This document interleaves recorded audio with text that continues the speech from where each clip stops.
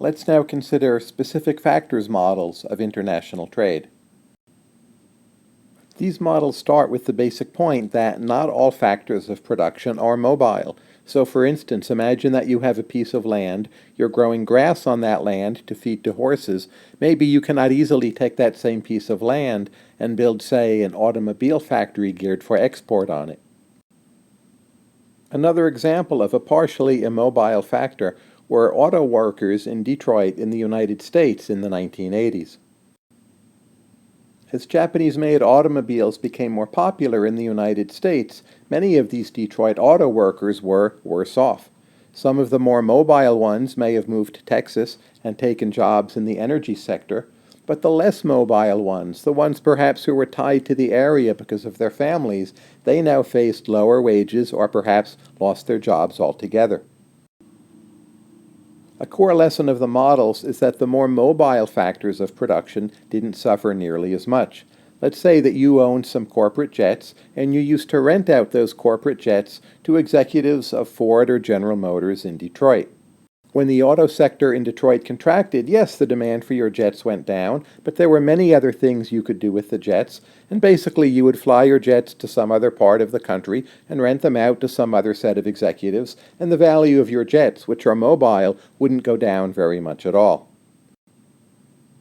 Now that was a case of rising imports, but let's say you have a sector where exports go up, and we then want to ask who benefits from that. We will again turn to specific factors models.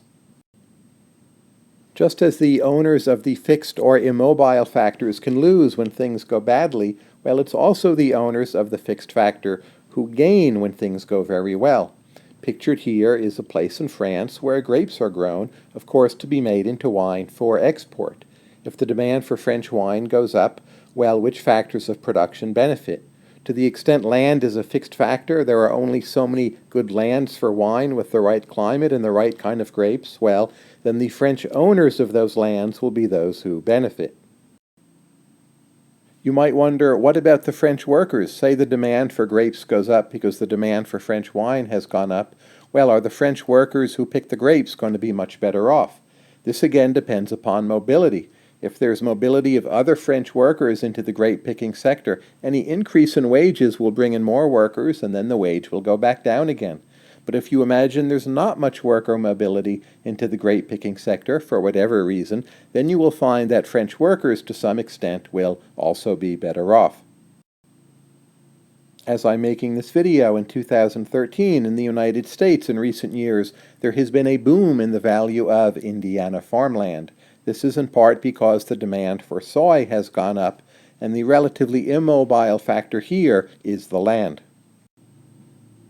Just to repeat the key lesson here, it's that changes in trade fall mainly upon the fixed factors of production.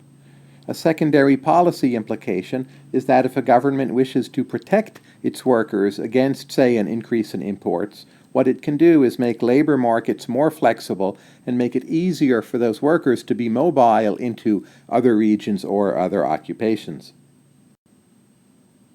For further reading, including some graphical presentations, what you can do is simply Google Specific Factors Model.